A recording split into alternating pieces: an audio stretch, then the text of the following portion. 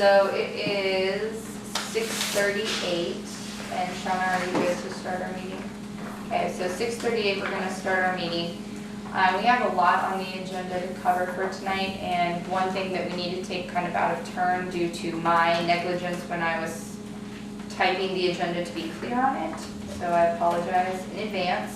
As I said before, but I'll say it again since we're now on camera, Armando, since he's in part-time status, helping us out as our current interim superintendent, was not scheduled to be at work today, so he's not able to be here for this meeting. So, just gonna tell you straight up, I don't have anything from the financials. The last thing I heard is that they had actually talked to the correct people to make sure they had the right software to implement the financial process, and it was coming. I don't know whether or not it had already arrived in their office and they had implemented it, or if it was arriving, but it was in the works to be accomplished. So I will follow up with Armando via email. That's normally the best way to get a hold of him, and Howard, and see what I can find out. So hopefully we can get those in advance of our next meeting and send out some kind of, I'm hoping to have like an in-sheet kind of summary or something that we could kind of send out from Howard that gives us an idea of what that software provided us, so we can all have time to think about it before we come to our next meeting. Okay. With that, any visitors' business, Kevin? I'm not seeing or hearing any visitors' business.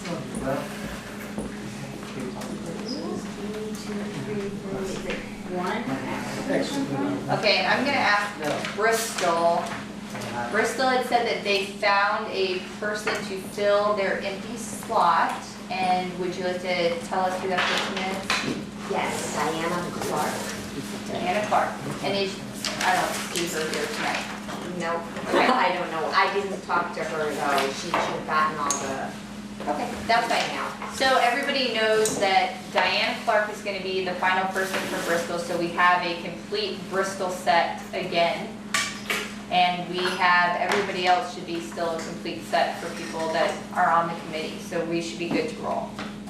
Okay, did anybody have anything they wanted to add, adjust, or change to the March 2nd, 2016 minutes before we move to approve them? Yes, Jen? There was one thing that we need to correct around the vote that was taken on the timeline. Okay. The way that I read it, so it's on the second page of the minutes. So we had, as I remember, we had 2 votes, and the first vote did not pass. That's correct. And the second vote did pass, but it's actually noted in the minutes that it was voted and approved, 8-5-1. So if we could just make a note to correct that, to show that it was voted and did not pass, I guess. Okay, so my understanding, and we'll just put this out on the record, is that the first time we voted, the motion was that we would have if we were going to present something to the community, it would be presented by town election day 2017. Yes. That motion failed. It did? It technically did, it did not have a majority, and I abstained from voting. Right, it didn't have the 2/3 that we require for a vote to go through. Do you remember what the vote was? Yes. It was 8-5-1. Oh, it was 8-5-1, so it's just voted Yes. against, not, Right. sorry. It just needs to say not, yeah. Yep, nope, Sean's got it. And then the second motion was a motion to, if we were going to bring something to the community, have it be brought by the presidential election this November 2016, and that passed with the 2/3 as we require by our committee. So that number should actually be 9-5, 9 to 5, I thought there because were it 2. says 9 to 3. Or No, did we have I two? abstained. From the second vote? No, as well? I abstained from both votes. Oh, okay. It still doesn't add up. Right, because we had Somebody else 13, there, it must be 9 to 4. yes, 8-5-1 was Yeah, the first one. is yeah. 14. right, and Rebecca's the 1. So the second vote, she didn't need to vote, so we needed 13. Correct, it was 9. And right now we have to 9, 4. it should be 9 to 4. The minutes say 9 to 3.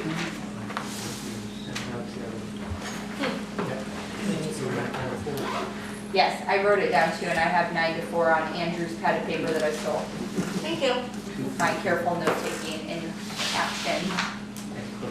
Okay, did everyone receive the handouts? Oh, actually, let me move to approve the minutes now. So with that change in place, to the minutes that Shauna has already noted. I would move to approve the March 2nd, 2016 minutes. Do I have a second? I have a second from Jen. Any further discussion? Seeing none, all those in favor, please say aye. Aye. Opposed? Okay, we have a unanimous motion to pass or unanimous vote to pass the motion. Everybody received the handouts from Andrew and via email? It should have All been the from articles. Karen. Attached. Yes. Like Second and third page after the These two agenda. pages. Yes. Those are the two, yep.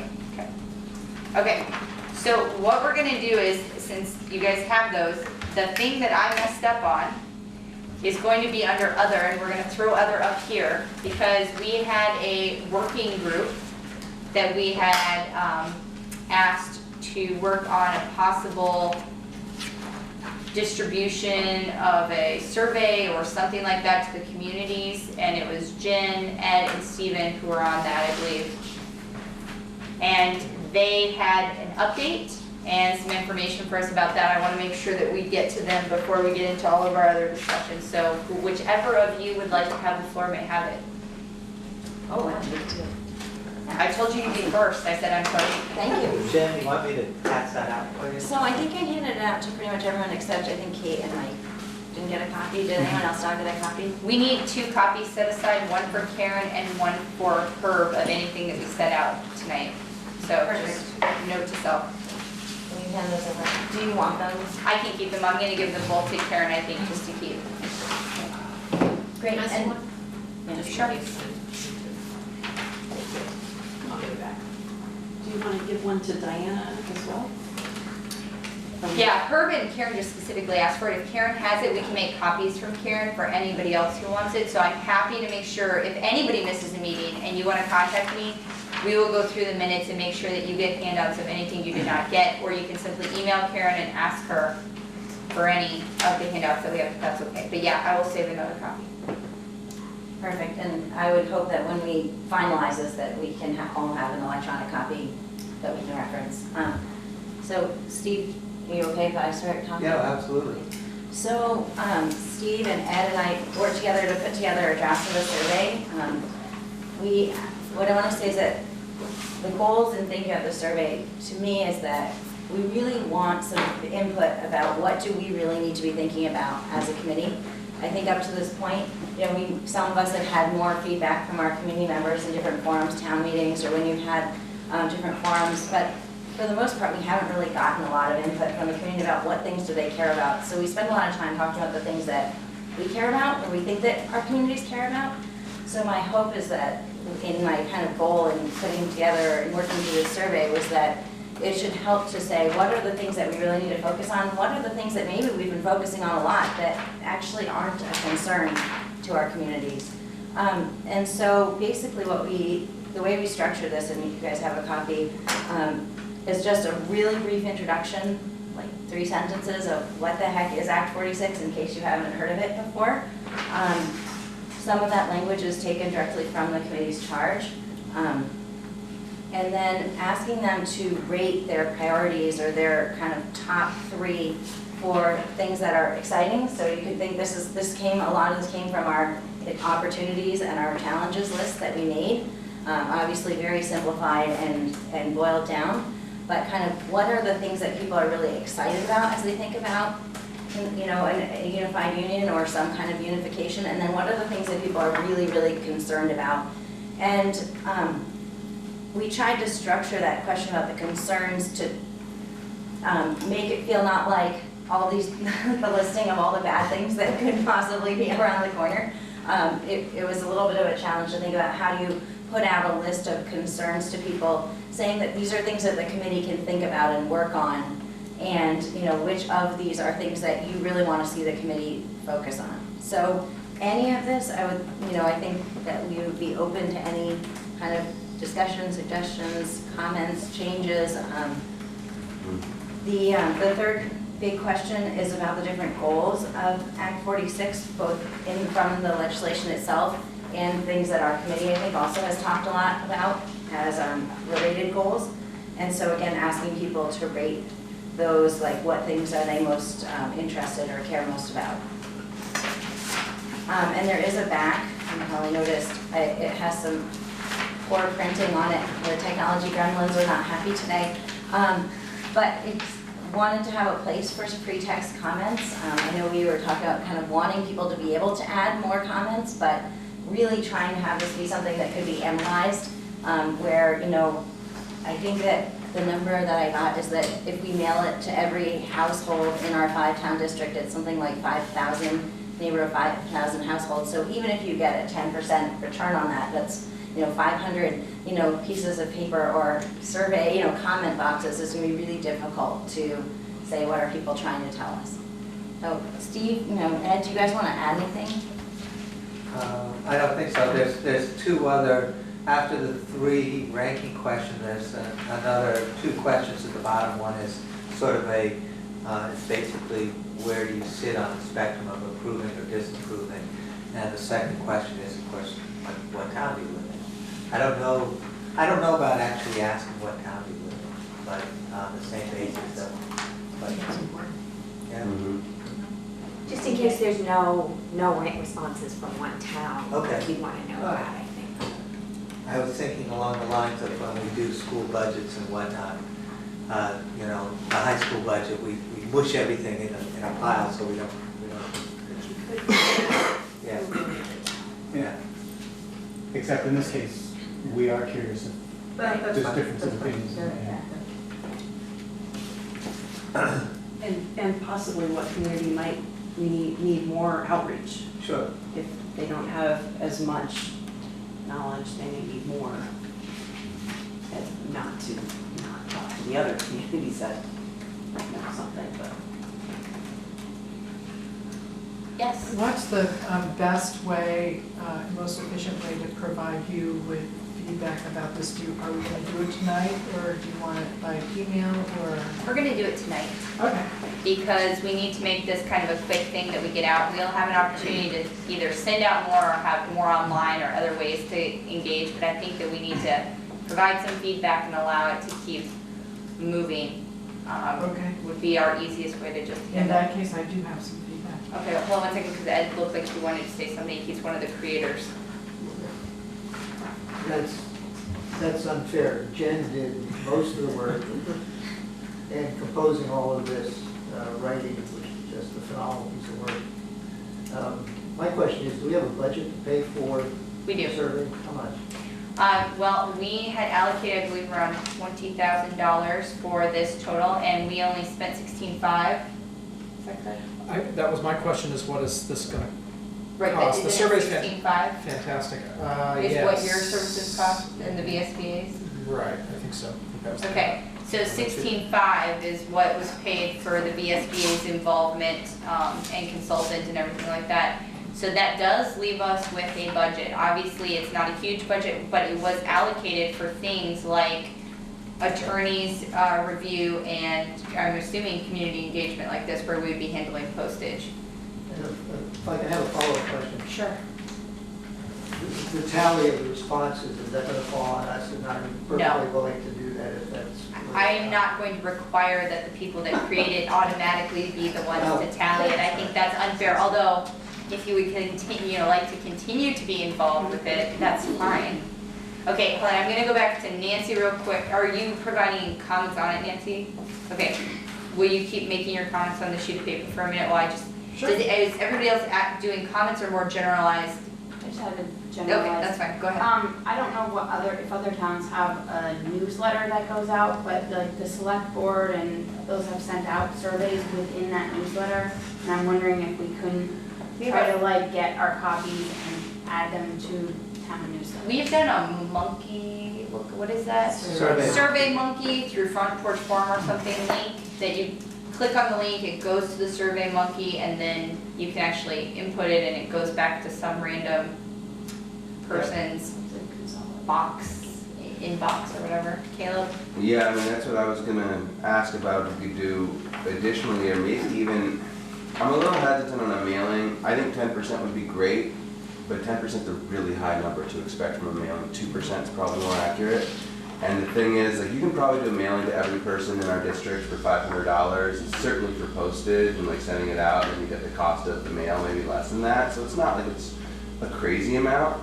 But again, like, we should reinforce that by either announcing that the survey is coming up for a porch forum and please, please, please fill it out, or also duplicate it on SurveyMonkey, or push everything into SurveyMonkey, because then nobody has to tabulate it. That's automatic. You know, you'll get all your results automatically tabulated by a computer instead of somebody having to go through 500 or 200 sheets of paper. So I think we should, at the very least, do both and maybe do just online. So the comment for me, just in general, is that we've had very few visitors here. So I'm not sure that we're going to get a large response to anything that we send out to this yet. It just doesn't seem like, no matter what we've been doing or saying, we've had a lot of interest yet. I'll say yet, it could change, in attending these meetings or providing input. That being said, we do want to be careful that we don't target an audience that's specifically based on technology, because we do have a large population of our community that still does not rely as heavily on the internet or Front Porch Forum as maybe we think that they do. So if we do start with the Front Porch Forum or a SurveyMonkey, I think we should be careful that maybe we still have an option, like, even if we put it out there that it's at the school, if you want to pick up a survey, and we just have a couple surveys sitting at each school so people can grab them if they don't have the internet. The town hall maybe. Or town hall, and then they could just drop them back off when they're done there, and that way we can save on some postage, but have spots where people could pick them up. That might help resolve the issue. We just did a mailing to all residents of Bristol and Lincoln, because apparently we can't do just Bristol, and it was $512 for that single sheet for Bristol and Lincoln. And I would recommend that, yeah, if we put up a couple posters maybe to tell people the library would be a good place, rather than mailing. Okay, anybody else? Comments? Jen? So a couple things, I did request a quote for the printing and shipping. It was supposed to come in today, but I don't actually have those numbers now. What I wanted to share is we did a mailing last year in Moncton. We did a postcard sized mailing after our budget went down. And I pulled out our old numbers, and we mailed out, in Moncton we mailed out 682 of these postcards, and we actually got about 140 responses back. The postcard, you could either go onto SurveyMonkey, and we did publicize it through, we have a non-official Moncton Town Facebook page, and we also have a Front Porch Forum, and we did publicize it there. We actually got over 100 responses on the self-stamped, or kind of self-addressed stamped postcards, and 24 in our SurveyMonkey. And that was really depressing to me, actually, when I found those numbers and thought about that yesterday, because obviously there's a lot of benefits to doing the electronic, but it seemed that in that case anyhow, where I think people were really invested and they cared, we got a good response rate, and being able to check 3 boxes and throw it back in the mail really seemed to get people to actually do it. Okay. Mike? Is there a problem with all of the above? I don't think there's a problem. Like I said, I think we have the budget to accommodate a couple mailings at least at some point during our process, and we are specifically tasked with engaging the community. I think engaging in a variety of ways would be prudent. So, I mean, do it on paper and ask people to comment on SurveyMonkey and, give links and Front Porch Forums and Facebook. People have multiple ways. I mean, the only problem is that there's potential for people doing it more than once, but. Vote early, vote often. Yeah? Vote as often as your vote I'm not counts. particularly concerned about that. Yeah. Can I ask how you did a self-stamped, and so it was a postcard in an envelope, so you paid double postage then? So I can tell you, I know a lot about this. So it was a double postcard basically that was folded in half. Oh, okay. And so one side, you tore it in half, right? But so we were able to use the bulk mail rate for the mailing that went out to the houses, but we actually had to stamp individually the ones that got returned. And we realized that after they were all sealed, so it was very painful, unfortunately. But so what I was envisioning with this is that if we did do it as a mailing, we could, and what the printer suggested is rather than labeling them, you just do it as like, I forget what we call it, like just goes to all the, it's not specifically addressed, right? It goes to all the houses in the That's group. what we You can't do It's- that to Moncton. You do it Well, much you can do it, but you'll get other people. It's by zip code. Right. You'll get all of North Fairfield. So we would have to look at the details, but compared to the labor and the cost of printing individual labels and sticking labels, you know, it seems like it might be a viable alternative. We could definitely explore. But rather than giving a way to mail it back, that people would either drop it off at their school or their town office, or we could give them an address if they wanted to stamp it and mail it back. But just that cost of putting the stamps on all the returns, you know, is sizable. I personally think that the town clerk's office and the schools would be adequate facilities for most people that do stuff in the town to have an opportunity to drop it off, or have somebody drop it off for them, or the library. School, the Yeah. mail. Library. Yeah, library's great. Okay, so Caleb, go ahead. I was just curious, I mean, obviously, we don't just want feedback from parents of kids in the schools, but would it be appropriate to send such a thing home with students? Oh yeah, I think we can absolutely send things home with students, but I don't know that it's necessary to litter people with paper as long as we provide a paper option. I just don't want people that don't feel comfortable using the computer to automatically not participate because there's no option they feel comfortable with. That was my only thought. Yeah. I don't know what other schools, but Bristol only sends 10 home on paper. You know, our newsletter goes out electronically. So you'd only get it by paper if you specifically said, I don't do the electronic. Okay. So it's not a whole lot of paper if you That's do it great. that way. I don't know that we do that at Lincoln, but So good they have a idea. list. Yeah. So we could actually send it as an attachment, Jen can send it to our school. Okay, We could so- have a link to the Survey Monkey, because if you're getting it electronically, you should fill it out Yeah. electronically. Yeah. So my thought is, I think we have a good feel that we're happy to send something out soon. We're comfortable with sending out a variety of different ways to make sure that it hits a lot of the target audiences that we're hoping to hit. Let's talk now about changes. So here's my thought. I would like if we have any big major changes. I'm not talking little edits, things that you find unreasonable, so poorly worded that you think it will have an impact on the way that the survey is conducted. No offense, Jen. Or something of that nature that we need to discuss as a group. I would like to have that discussion before the end of this meeting. I can let us come back to it if people need more time to think about it before we have that discussion. But if there are small edits or changes, grammar, wording, things like that, feel free to mark up your paper. I will get you new copies electronically and hand them back to Jen. That way she can just peruse the grammatical / small edits at her leisure as opposed to taking the time in the meeting. Does that sound amiable to everybody for the way to go ahead on this? Would people like some time to think and then we can come back to this topic, or are you guys ready to go with any major changes that you've noted? Okay, anybody have any major changes that they would like to discuss right now? Stephen? So, one of the things I've struggled with on this survey, and it really has to do with our intro. For people who don't know what's going on in Act 46, we talk about under the cons, what excites you. We talk about financial incentives and savings, and really, nobody, if you don't know what Act 46 is, you don't know what those are. You know what I mean? Like, you don't know about the 8 cents, the 6 cents. You know, Can you tell me where on this we're looking Or at? the penalty. The first, are you talking about the first paragraph or the, The first survey piece. oh, the first survey question? The first, Okay.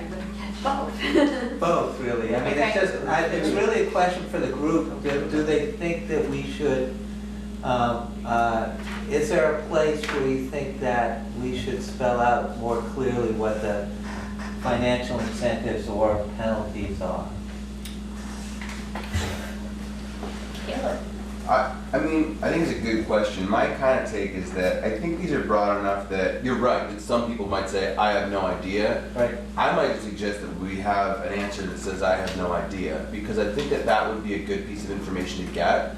I don't think that and I'm not saying that just kind of like an easy out, I really think like, it's true, they might not know about the 10 cents, 8 cents, 6 cents kind of thing, But they might still say financial incentives and savings, so they might say, I still think it'll save us money, that is what I'm excited about, even though they couldn't name a policy piece. Sure. But I do think it's important to give people the room to say, I don't know what to choose here, I don't know anything, I don't know the first thing about Act 46, and I think we still want to hear from those people, and we want to hear that. So maybe it's as simple as having that sort of, some kind of I don't know, or I don't have enough information to answer.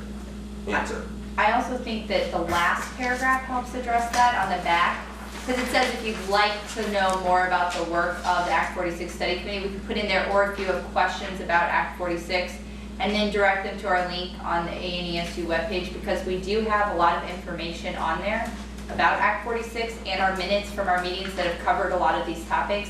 That would be a good way for people to self-educate about these topics in a meaningful way at their own pace, and just give them where that is. And I think you did that basically in the paragraph. So I think maybe Caleb's suggestion about the I don't know section might be very helpful, but I think that might be sufficient. Go ahead. So, going back to that final paragraph on Yes. the backside, maybe we should put a link on the homepage of the anesu.org, because unless you know how to find the meeting minutes and agendas, you're not gonna find them. I agree. So can we make a formal motion to do that, and then I will strongly request that the people who do the website for the ANESU actually do that? And preferably right at the top, because things get pushed down. Just I will keep it at use the top. every bit of leverage I have, which is almost non-existent. Maybe I'll bake some cookies to take it when I ask. So moved. So moved, okay. Did you grab that motion? It's a motion to have a link specifically on the front page of the ANESU website directing people to the Act 46 section with all of our minutes and stuff. The closer we get to town votes, the more important that link will be. Absolutely. I would love it to stay there. It could be under navigation on the Sure. left. Do I have a second? You have one, yeah. Second, Stephen? Okay. All those in favor? Aye. Opposed? Okay. So- So I'm going to make a note for myself to do that, and Mike, you can go ahead and talk on. In line with that, in the event that our survey goes out before, or our communication goes out before that happens, if it does, then the link itself could be to the actual page. But I think I think what you suggested is the preferable. Because I think the link to the study section page is Might be a little. lots of percents and Lots of opportunities for finger flips. Well, it could be a Yes. tiny URL thing. Nancy, you had something? In line with what Stephen was saying, I wonder whether these are two possibilities to include in that first paragraph a link to a summary of Act 46. But also, and this can sometimes backfire, but maybe not, to have a question about where people rate themselves in terms of their knowledge about Act 46. So you know whether they see themselves as a person who's very knowledgeable or a person who's really not very knowledgeable. On I've heard this about it. survey, Nancy? Yeah. Okay. I just want to make sure it wasn't on our ANESU website and I was following you. Okay. I wonder if I think Act 46, you know, of course I've heard Dave Sharp talk about it many times. I don't know if the first sentence should have something more like Act 46.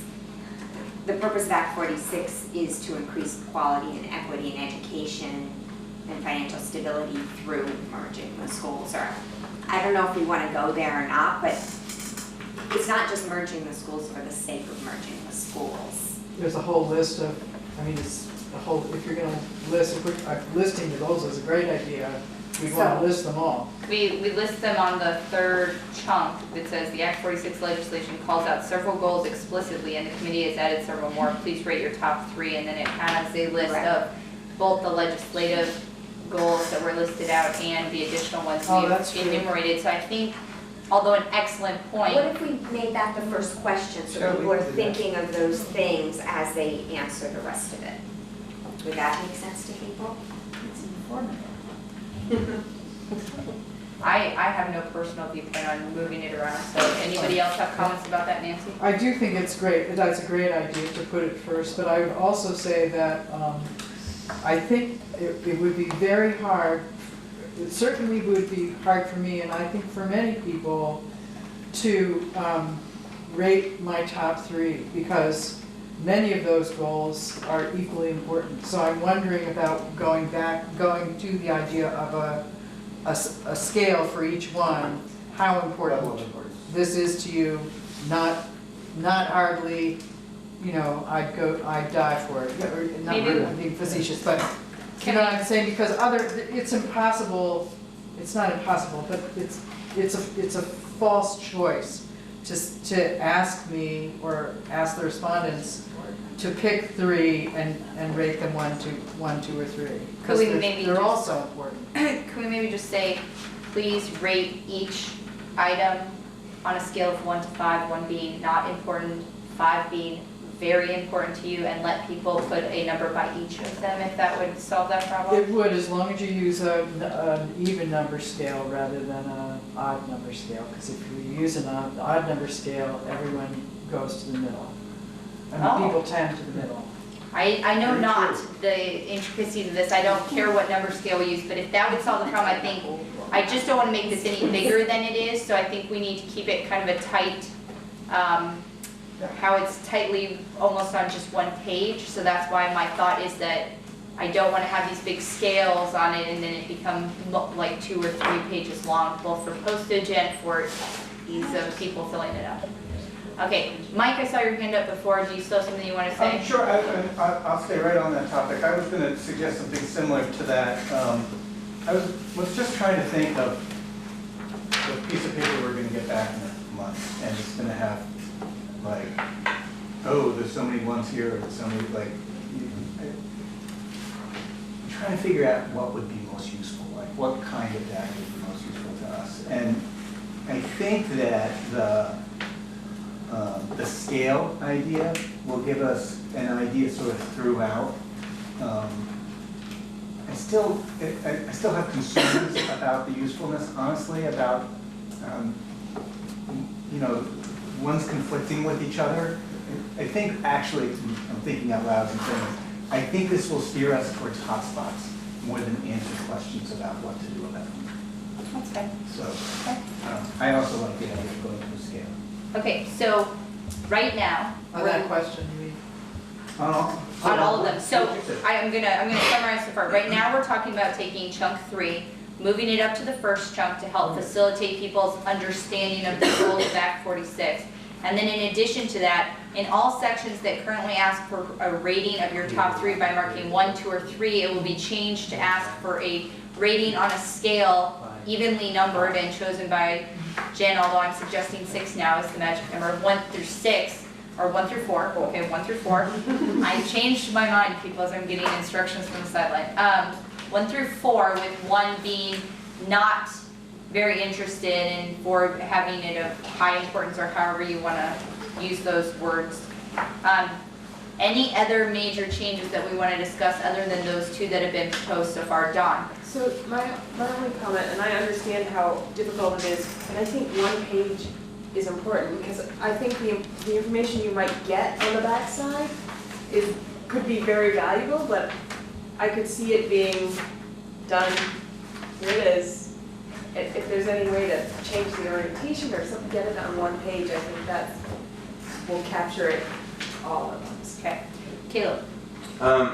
You know, I understand how the scales would be nice to get some granular information, but I'm also thinking that tallying this information when we get it back is a challenge.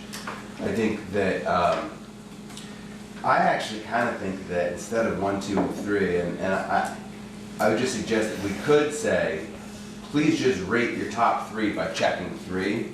And if you treated it that way, it'd sort of be like on each question you've got 8 jars, and you're kind of just counting how many beans are in each jar. And it's like a very, very simple tally. But what it could tell you is, like, within each of these, You know, like in the first question, you've got one that's financial incentives and savings and one that's simplified governance. To me, based on a lot of our conversations, those are kind of two ends of the spectrum, two ends, one, I mean, it's not a totally linear spectrum, but those are sort of at two ends, like, oh, it's all about, the most important thing is like having a good, you know, SU and having a good superintendent and having simplified governance, this is what's most important. On the other side, it's show me the money, why would we ever do this if we're not saving money? And I think that, I actually think it would be pretty useful to just sort of have a simple bean count of like how many people are in each camp. I'm not like dead set on that, but that sounds like a very simple count to me. And having a weighted scale on each of the 8 questions, maybe I'm misunderstanding that, but a weighted scale on each of the 8 questions in each of the sections, number 1 will make it more than 1 page, as Dawn says, but number 2, it's just like, how do you ever weight all that? You know, it's like a very complicated calculation to try to determine what the heck you've got. I think we need to clarify about weighted scale, but go ahead, Ed, first. Well, I imagine that if you did a 4-point scale on each one, you would wind up adding up all the scores for each question, dividing by the number of respondents to get an average to the 3rd decimal place. And you won't get significant differences until you get out to at least the 2nd decimal place. And that's going to be hard to look at. Is it 3.24 or the 3.23? What does that mean? Okay, so I was looking at this maybe not as mathematically as you guys are.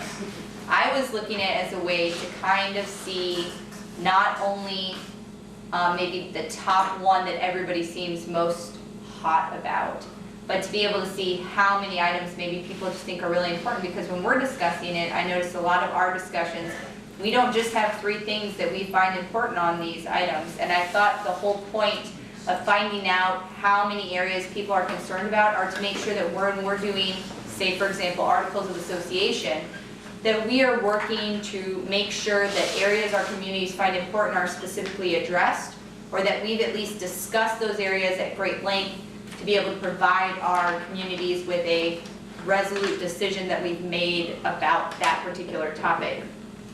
If I am wrong, please let me know, but that was more my understanding of the point. And as in terms of calculating or tallying, I understand tallying is very hard, but we are not going to be doing very many of these because we just don't have the time in the grand scheme of our timeline to do them.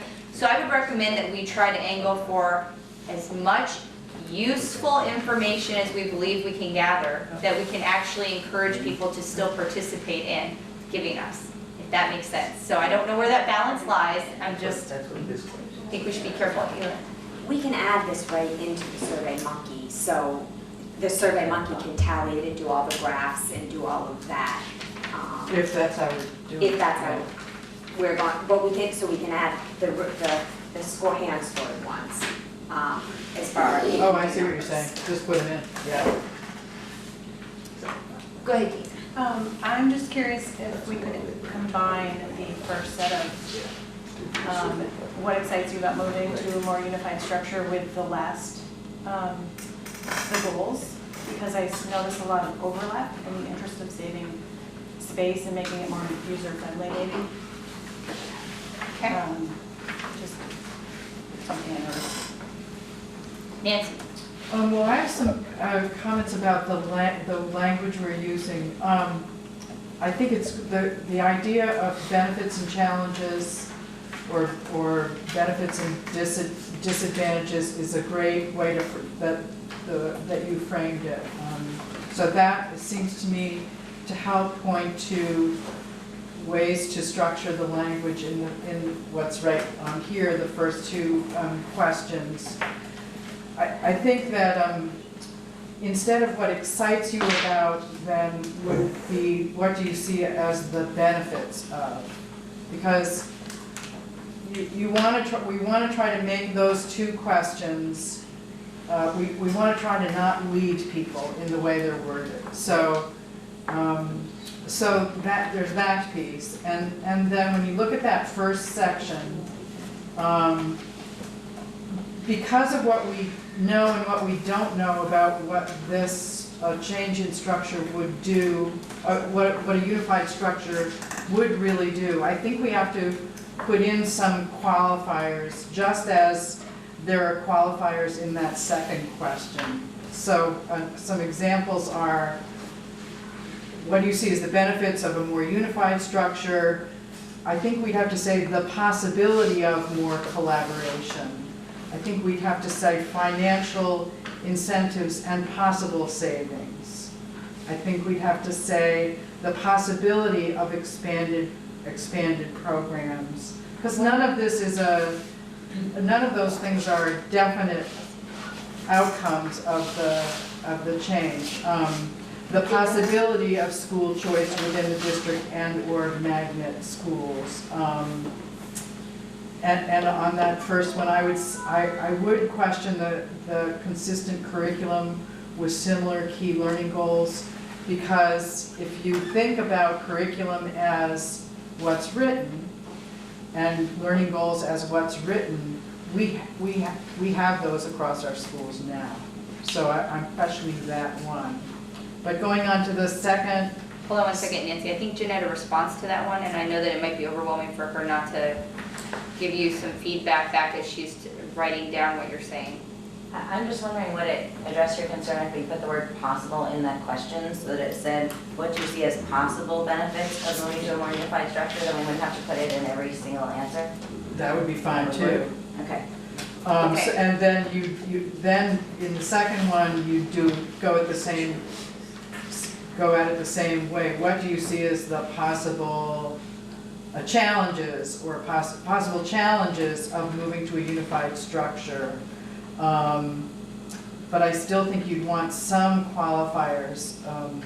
Central board may be less connected to my local school and its unique needs. I can give you my draft of this rather than go through it piece by piece, Jen. But I think we just want to make sure that we're not pushing people toward answering the questions a particular way on either the pro benefit side or the challenges side. Okay.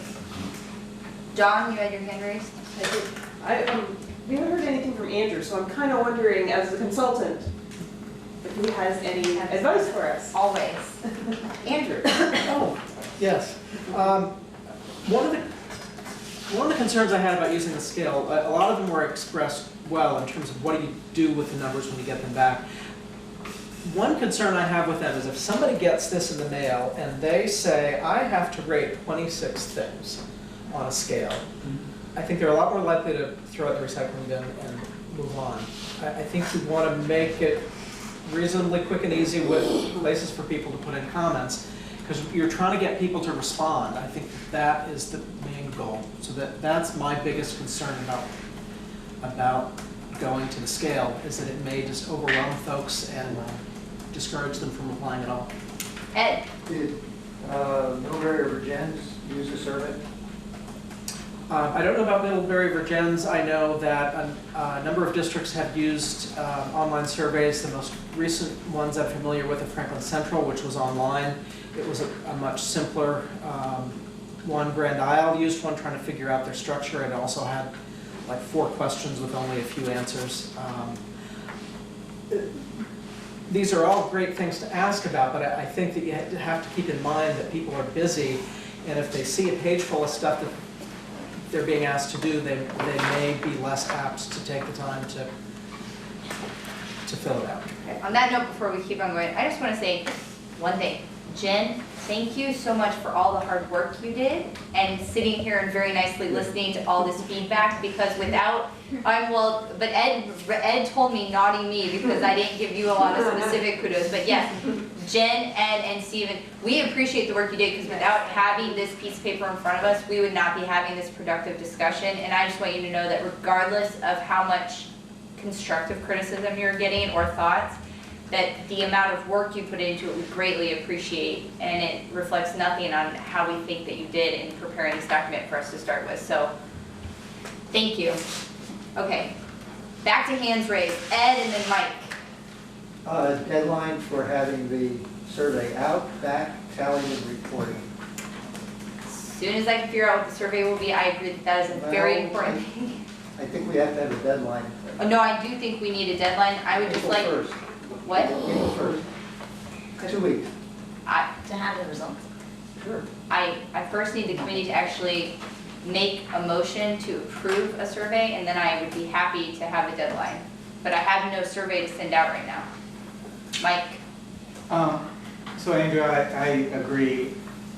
I have a great concern about how much is here and how, what a challenge it will be to really give it justice. And that will be that will sort people. I mean, a set of people will fill this out and really pay attention to it, and, which is sort of interesting to me. And I'm not going to give suggestions about how to make it easier, so that's a priority. I think actually, Andrew, for me, picking 3 is pretty damn hard. Is very hard for me, as would rating them. Though I think. How about if you could check as many as you wanted instead of just 3? Check all apply. Caleb's comment, if the goal of this is to just steer us towards where are the hot spots, where are people concerned, Caleb's comment made some sense to me about, maybe just giving people a few checks, and it just sort of steers us. It's not trying to answer what's the right thing to do. So You mean check the ones that are important to you? yeah, give people 3, give people 4. Give them all they want. Give them all they want, because then you'll have to decide, you told them 3. Hold on, Sean someone is did taking 4. notes, so hold on, you're fine. So, Or and note then- taker. I'll stop there. Okay. Dylan? I also think that even if people don't fill this out and they only read half of it, they'll know more than they knew before they started, and there's power in that. So that's a good thing, as far as getting the word out that something's happening. And, I don't know if you wanted to put a timeline at the end of it, or a little bit more information that we need on Wednesdays, or, it doesn't ask anyone to go anywhere. That might be useful. Caleb? Yeah, and was hearing this from a couple of people, the idea of kind of marking again, not weighted. I agree that the not weighted does kind of lead more to hotspots or lack of hotspots. Part of me is looking at it saying, like, what if each of these questions just said, check all that apply to you in some ways? Because if somebody doesn't have anything that they're excited about Act 46, great, don't check anything. That's good information. If somebody doesn't have any cons, don't check any cons. In some ways, I do think that would be, I guess, a less limited version of the pick 3 to do an unweighted check. It's just like, check anything that applies, let us know what you're thinking, and then, of course, I think it's important to have the things that say, I have no idea about this, I don't have enough information to make a decision or whatever, so that people aren't just, but I don't know if that's the right thing, but I do think that would lead us to hotspots or lack thereof. I agree it would not give us a lot of qualitative information of the degree of certain of interest. Allison? To expand on Kayla's point, we could offer none of the above, and then you have your text comment section right underneath that where they could enter their own piece that they would want. And I like the just pick out of these, pick the ones that. Nancy, did you still have something? I guess my suggestion is, I think you've heard our accolades and you've heard our suggestions, and I wonder, rather than spend the meeting fine tuning this, whether the group that worked on it might be willing to take the suggestion back and do another draft. Hold on, I think we need to make some motions, because I think we've decided some things, and that we can actually make motions to give them guidance, to make a final draft, and we will pick a deadline for us to get it out. Jen? Yeah, I think that something that would be really helpful to understand is whether the committee feels that they need to see another draft before it's mailed. I see a lot of head shaking over on that side of the table, but I would like that to be something that's official, because it's a big thing. We're not going to be able to do that many surveys. We can't just survey this month and then next month say, oh my gosh, we didn't ask the right questions. But with that being said, that if we wait until the next meeting and we look at another draft, then, I don't know what the printing and the mailing, like you're talking about probably a week from when we decide to get it into people's hands. It's really going to be May if we have results. Okay. So. Steven? I move that we authorize the survey subcommittee to make changes reflective of the discussion of this evening. pause on that for a minute, because Ed had another comment, and then I think we need to break it down a little bit more, because that's what we're gonna do, but I'm gonna do it a little bit more specifically that's to fine. give you guys direction. Ed? We build a draft, and then we survey the survey, everybody. We can't Okay. just put it online to address to us, Yep, and you respond. to test run it, make sure everybody likes the way it looks. Okay, that's a good idea. Okay, so, You mean asking for our feedback or asking us to take it or? Get thumbs up, I thumbs got it. down. Okay, so, hold on, so here's what we're gonna do. I'm gonna list out the motions one by one of the major items I think that we've come up with. We just need ayes or noes, and that way we'll have confirmed items for the working group, and then we will finish this up. Did you have something in mind real quick? So I have a comment or two that doesn't fall into wordsmithing, as minor as wordsmithing, that I haven't made yet. I would love to sorry, go before we ahead. get to approving it. I wondered whether, first off, I want to echo what you said, Rebecca. Thank you guys for working on this. It really, we couldn't have done it without all this work. I appreciate it. Everyone appreciates it. I wondered whether the transparency : one budget for the whole union is, Where are you? sorry, the currently first question on the right side, second one down. I guess I just wondered whether those are two separate things. Transparency for most people, I think, means the ability to vote directly on the supervisory union budget. That's the one that I hear most often concerned about. That one confused me, I guess is what I need to say. I also was confused that I wouldn't know what to make of a check mark or a score on financial incentives and savings,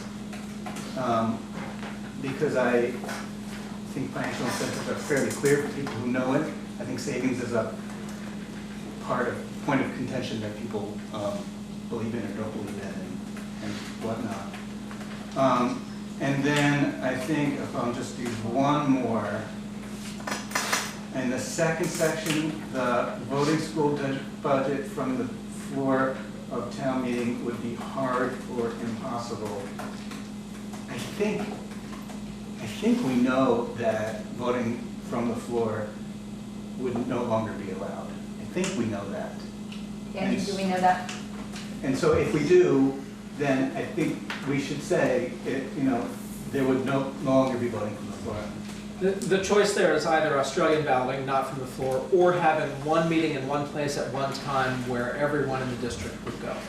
So you wouldn't have individual town floor So it would be hard meetings, but it or would be- impossible, because So- you either have it at one town for the whole 5-town unified district, and then we can have a floor vote, or everyone would move off floor vote and we would go to Australian But it ballot. does say town meeting. So- That would be a town meeting, well, it'd be a school budget meeting, I guess, not a town meeting.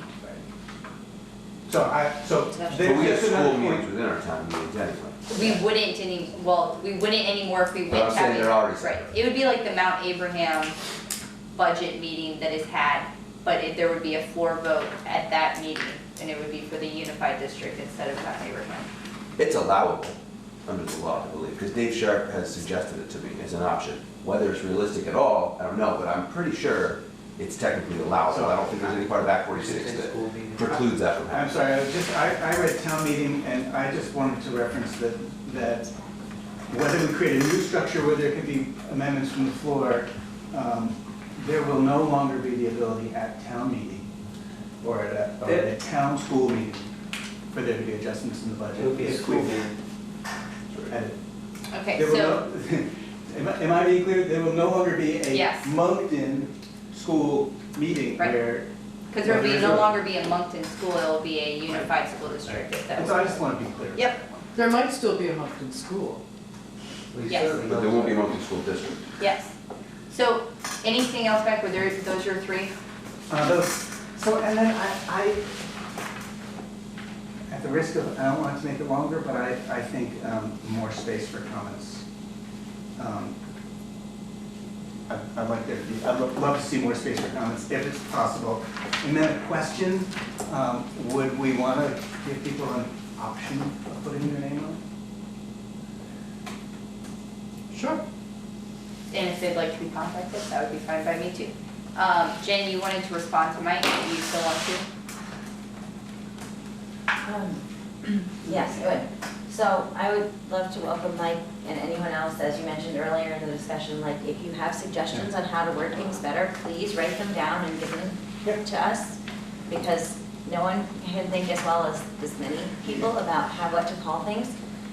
You specifically asked about financial incentives and savings, and what I was going for in wording that way is I care about the money, right? Like that, and so maybe there's a different way of saying that, but that's something that's exciting to me, because a lot of at least the neighboring town areas that have voted this, I mean, the Addison Northwest, as far as I could tell, their advertising platform was, we're gonna save money on our taxes, so we should do this, right? And if we have a lot of people in our community that feel that way, that would probably be important for us to know. And so maybe there's a different way to say that, but, Okay. and, yeah. Oh, okay, so, Fair enough. okay, so what I would say is if you're making those small edits to Jen and the working group, problem spotting is always helpful. Solution providing is always more helpful. So even if you don't have the perfect solution, giving ideas about how you think you could fix the problem you've identified is always, I'm sure, appreciated by the working group, because that's not their job to be able to fix all the problems. Okay, so for our motions, the first motion would be to move the third section to the first section of the survey. Do I have a second for that motion? I have a second by Stephen. All those in favor? Aye. Opposed? Okay, so for the working group, please note, third section up to the first section. The next motion is that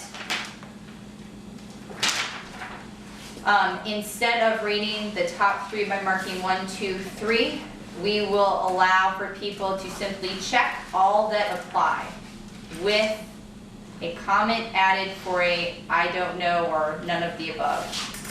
Do I have a second? Stephen, I have a second. All those in favor? Aye. Opposed? Okay, Can you put it down again, I'm sorry. sure, that's fine. Instead of rating the top three by marking 1, 2, or 3, it will please put a check on all that apply Yeah. with a none or I don't know option. Okay. And then we've already done the motion for me to contact the ANESU to have them put a link directly on their main page. Deadline. Those are the only two big things that I felt like we really changed. All the rest I felt were smaller edits. Anybody see anything that I missed? Because I'm going to move to a deadline now. Okay. I would just like clarification, so clearly those two motions, good, we'll do those. Should the subgroup, working group continue to refine the language of the questions and the options and consolidate possibly eliminate a few choices or things like that, or is that beyond what changes the committee is comfortable with? Yeah, I think that the committee overall, the feel I got, tell me anybody if I'm wrong, is that we'd like it to be as close to one page as possible, but we also want to make sure that there's still room for comments and that we don't lose, as Nancy put out, that feel that each question is not like differently worded so much that it's pushing people to answer one question more than another, or giving a lot more options on the positives than the negatives or things like that, so that it all be very similarly weighted, so that it is a true survey to allow people to pick. And then for deadlines, I'm going to recommend that we allow the working group to make these edits and changes and then send out a test run prior to our next meeting, which we don't know when our next meeting is, I know.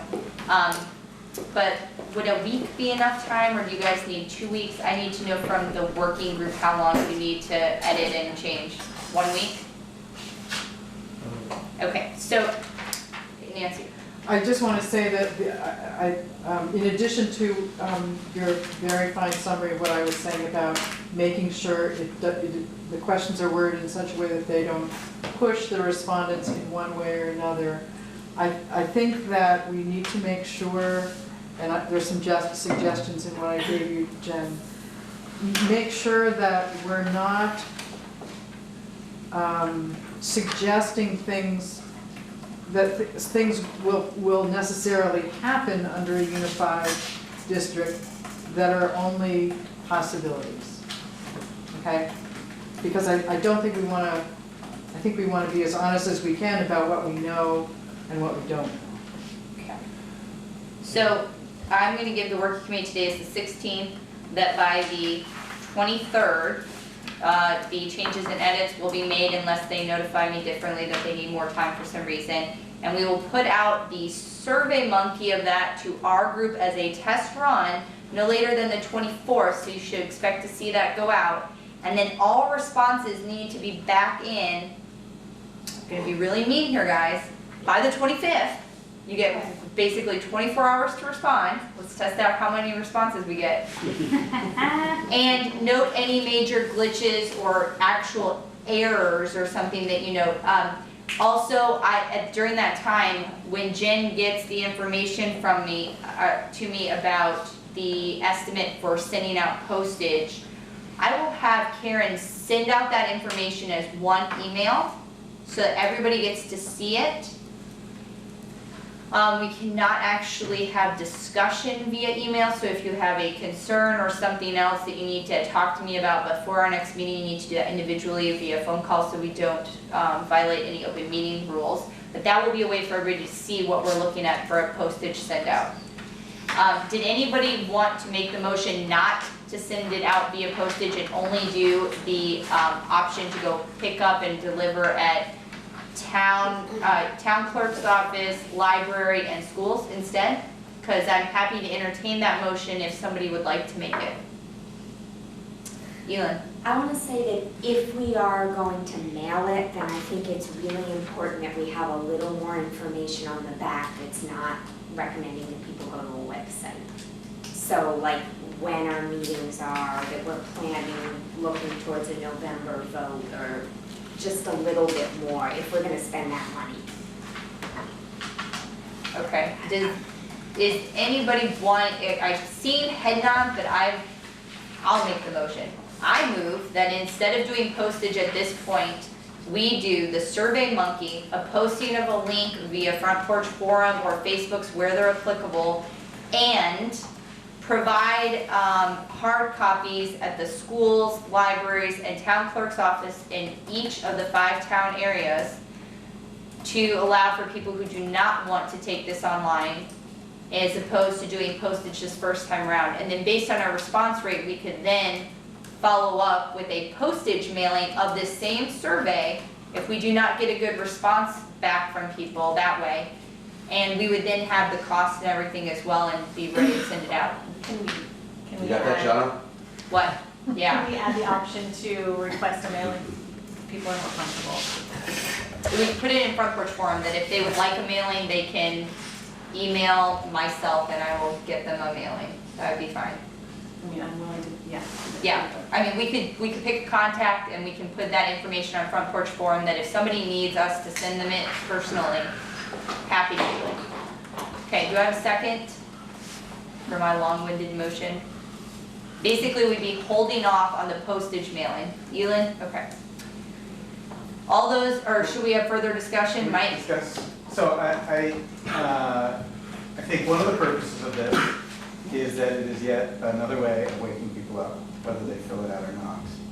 And so I wonder whether the cost of the mailing is useful in that, even if it doesn't generate a lot of responses. That's my one. Okay. Anybody else have any discussion? Well, Yes, I Sarah. just feel like the mailings that I saw from the other 2 Addison districts were pretty glossy promotion, like let's vote, let's do this kind of thing, and I can't imagine that was cheap. And so part of me does, like, I want to do community outreach and have that piece in there, but I also feel like we might need to save our pennies for an actual end product. Okay.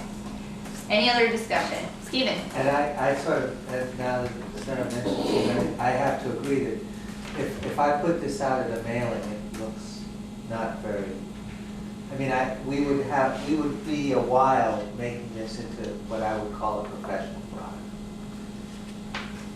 Nancy? I agree, and it reminds me of, when you do it on a Survey Monkey, you can't really tell how long it's going to be until, it's sort of like being in line at Disney World. Yeah. They rig it so you really don't know you're gonna be there for an hour. Anyway, so, I think a Survey Monkey at this stage makes more sense money-wise, and I don't think we get vastly different information through a mailing. Okay, any other further discussion? Okay, I am going to ask for a vote, so all those in favor, please say aye. All those in favor of not doing a direct mailing? At this time, to start with the Survey Monkey and options for hard copies at the school, library, and town clerk's office, Yeah, got it. and Front Porch Forum. Aye. Okay, opposed? No. 3. 3 opposed. Okay, So and that's, so actually, can everybody who is, I need to actually count hands, I'm sorry, so all the ayes, please raise your hands, because I didn't think to count. 1, 2, 3, 4, 5, 6. Okay, I have 6. All those opposed? 3, 1, 2, 3. All those abstaining? 1, 2, and myself, so 3 abstaining. Yeah, I think so, because I have no idea. Okay, so that hurt my head. So we had 6, 3, and 3. So that's Almost not never enough. abstain. Okay, so the motion did not pass. So I still need to know what we're doing, because right now from the abstaining, the people who have abstained, 3. I would like to change my vote to a yes. Okay, so I have 7 and 3. Are my math people doing I would math like to with me? change my vote to a no. No, I'm curious about, I'd like to hear from the people who who think we should do a mailing. We I want to just hear their, did, I thought. I didn't hear it. Okay, but still, hold on, so I need to know for a fact. Stephen, you 7, changed 3, your 2. vote to a yes. From an abstain. Yes, from abstaining, so I have 7, 2, 3. and 7, 3, 2. and 7, 3, and 2. Nancy, you were joking, right? About changing your vote to a no? I don't know yet. You don't know yet. Yes, so the answer is, Nancy has not changed her vote yet, because that is mathematically confusing to me until we decide. Doesn't So, matter. the- This is not a yes. Yes, the 3 people who did a no, will you raise your hand and offer Nancy if you would like a brief information about why you were saying no? Mike? I think I already said it. Just another opportunity for people to see it. That's my. Jen? I have 2 very brief points. 1, we don't know what it costs yet, so it seems premature to make a decision. And then 2, the fact that we got like 80% of our responses on paper from our Moncton survey, I think is important. Okay, I'm changing my vote then. Okay, hold on. Allison, you were the other no? So, like Mike, I think we really do need to make sure we hit as many people as we possibly can. And not everybody has access to a computer, and it goes out, at least we've made everyone that starts to read it a little bit more aware than they were before. Okay, so we're gonna take a revote because I'm not gonna keep playing with these numbers now. And I'm just gonna change it because that vote did not pass the way it was. So I'm going to move that we do Front Porch Forum surveys on the Survey Monkey, a direct mailing through the postal service. Oh, wait, I'm changing the that's entire. very hard for the notes, because what would you like me to do with the It failed. discussion of that? It just. So just say failed. It failed. The Okay. motion just failed. We're moving on. Vote. Yeah, it just I'm not failed. even gonna put a count on there. Yeah, you don't need Forget to. it. It just Okay, failed. this is your meeting. Yep. We gotta get somewhere for real. No, I completely understand, but is the intention that we are going to look at the survey together again at the next meeting? No. No. Oh. You guys are gonna send it out on the 23rd, or the 24th. You're gonna have it done on the 23rd. We're gonna send it out on the 24th. Hold on one second, Caleb. People would be providing their responses by the 25th, so that we do a test dry run. If anybody has any major issues with it, because we've already discussed them, they will let us know immediately based on their test run. And then they would be sent out, depending on how we're sending them out sometime after that. Because if we wait until April, like we said, we're not getting them back and processed until May. So can I make a motion then? Not yet. Caleb had a question. My question is just, I'm fine with that, but I kind of feel like we don't know what it costs, maybe we have a not to exceed number for our postage mailing, because I do think that, as Steve mentioned, to be equitable, we need to get it to everybody in Moncton, and to do that, we gotta send it to everybody in North Ferrisburg and everybody in Heinsberg. Okay, hold on. Pause. Let's pick the next meeting date, because we are gonna have to have a meeting apparently to be able to get this information out, because I cannot have a vote done when we are not at a meeting about a budget item, and it is just completely, pointless, I think, at this time to keep rolling around these issues when obviously what we're saying is that we're gonna have some decisions that we cannot make tonight because we don't have enough information. And if ever, okay, I really, just so you guys know, we have only hit one topic on our list tonight. We're gonna start having to have like 3 meetings a month. Dawn, go ahead. So I just have a point of information. Sure. Mount Abraham mailed a one-page flyer to everybody that, in the 5 towns. There was about 7,000 we mailed. And I believe the cost was around 2,000 or 3,000. between 2,000 and 3,000. And it went to everybody, and we got under 400 back. So. Okay, And that was about, good information, and it will be something that we can consider when we have our own numbers come back. Elin, did you have something to say, or was it Allison? I didn't see his hand was up. I wanted to say that we can authorize somebody to make a decision about money. Okay. So, we can authorize somebody to make a decision. If we get very comfortable with everything else, I think we can handle that discussion, but I'd rather get everything else really comfortable. Go ahead. I would like to make a motion that, assuming no major issues arise from the test run of the survey, that the survey could be released electronically as soon as the 26th, and we could discuss at our next meeting whether to do an additional mailing. Second. who wants the second on that one? Allison Okay. is fine. Okay, so I need hands up again, I'm sorry. All those in favor, please raise your hands. One of what Jen just said about emailing directly on the 26th. Yeah. And then we'll decide about the mailing at the next meeting. 1, 2, 3, 4, 5, 6, 7, 8, 9, 10, 11. Done. Okay, I have 11. We are approved. That is fine. Jen, will you still give me the information about the finances as soon as we have it? And we'll still have Karen send it out so everybody gets a quick hit to mentally process in advance. I do want to take a minute just to figure out our next meetings, because we are getting so late on time that we do have to have next meetings in place. So, generally we've been meeting on Wednesdays at 6:30. If we go alphabetically, the next meeting will be held at Bristol Elementary School, I believe, because we're doing it by school name. So Beeman Elementary, Bristol Elementary would be next. And I would offer that the 30th would be the second week out from now, even though it's still in March technically. If we want to kind of keep the ball rolling. Everybody feel good about that date? Okay, March 30th is our next one. I want to keep going. What? I can't do it, but that's all right. Okay. I Sorry, scheduled Stephen. Our post-presidential primary caucus on the 30th. Oh, okay. I gotta be there. Then our next one after that would be on, if we're, it would be April 13th, would be if we go 2 weeks out from there. That is the week before the break, so that might be a good week just to have it. Robinson's board We meeting have a that board day. meeting. Okay, how about the 12th?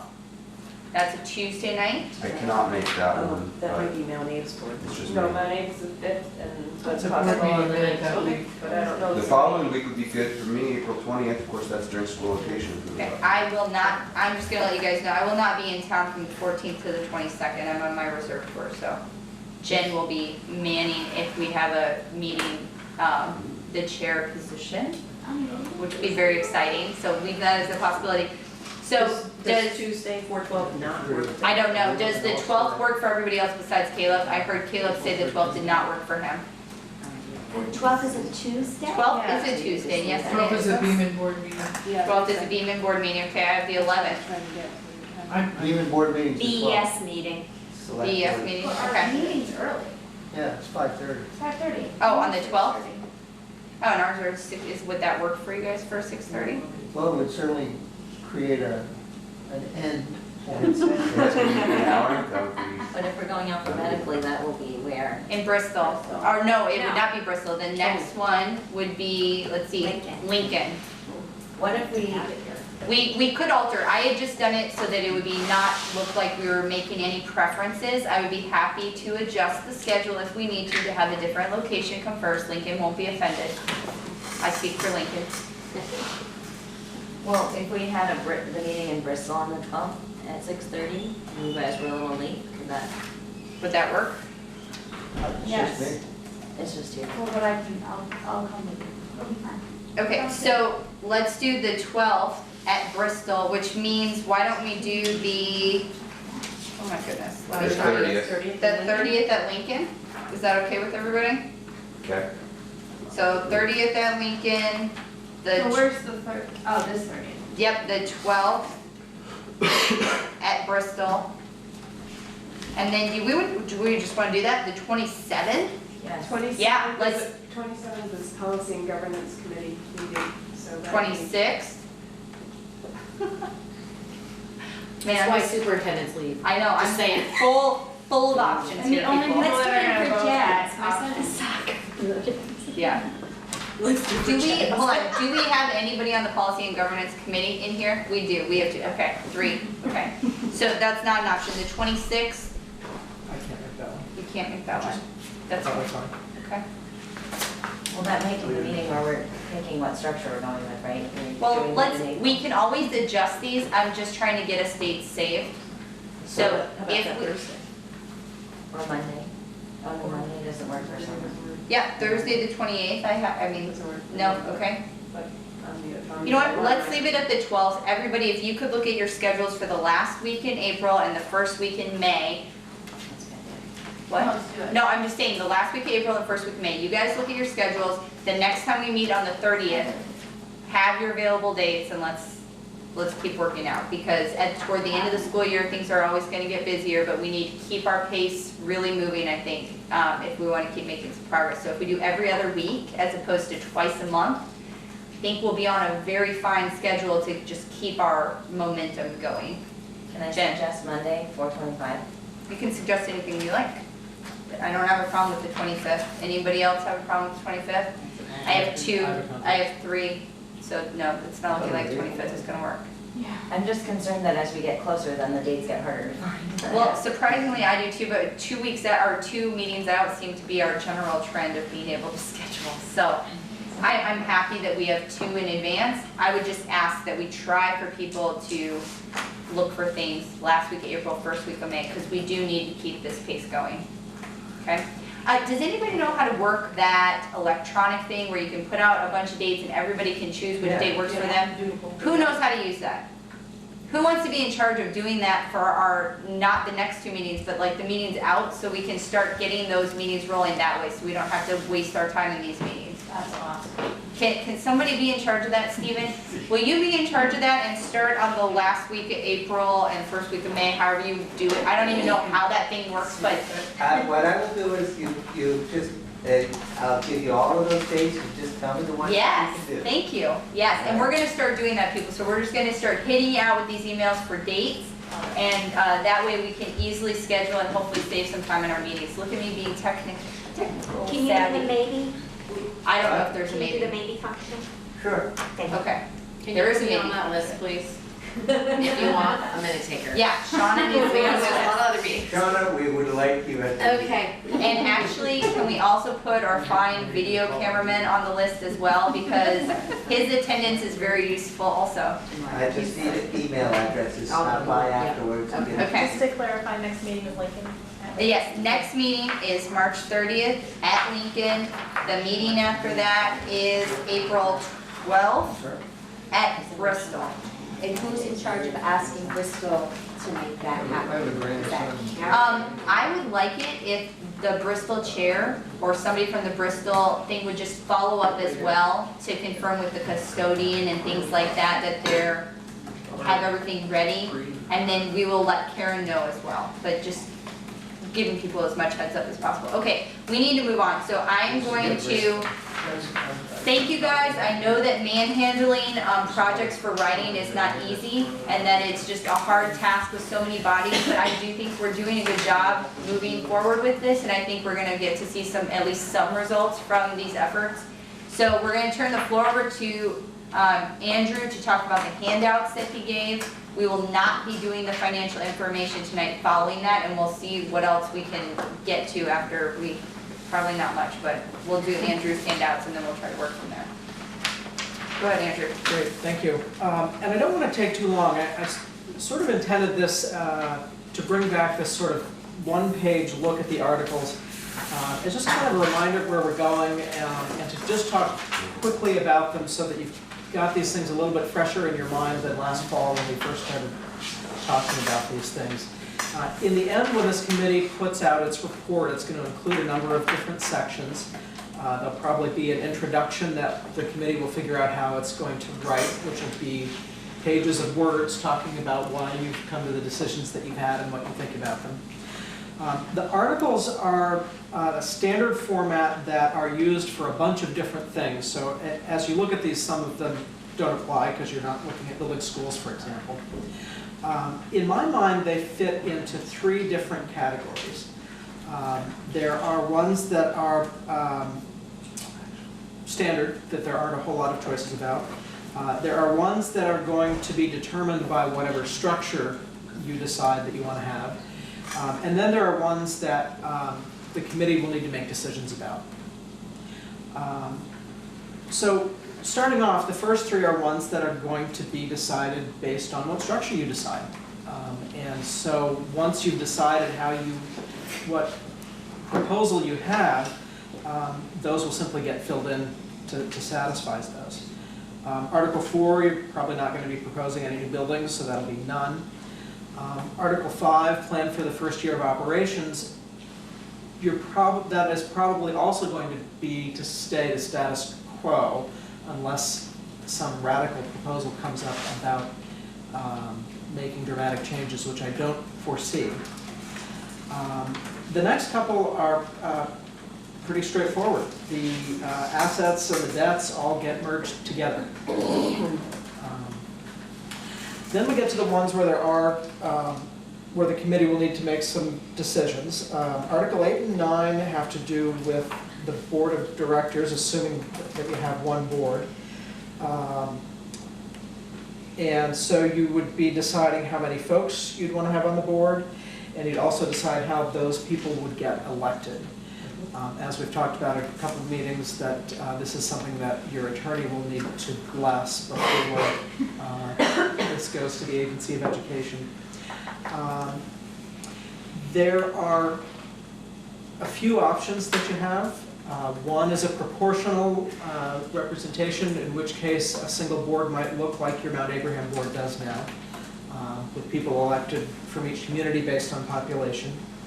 There are other options where board members can be elected that have weighted votes, which is kind of messy. If I have 1.3 votes and Rebecca has 2.6 votes, every time you take a vote on a motion, it can be very complicated to figure out if it's passed or failed. So I would not lean that way, and I kind of wish I had brought it up, but I feel sort of obligated to mention that that's a possibility. Sounds like something I should do. You could also have voting at large, where you decide how many people are going to be on the board, and then everyone in all the merged communities would vote on those folks.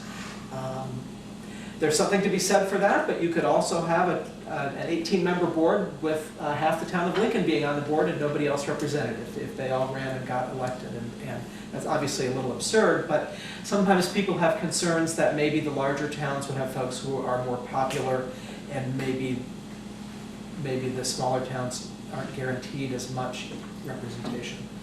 And there are some hybrid options that get complicated that we could talk about if we get to that point.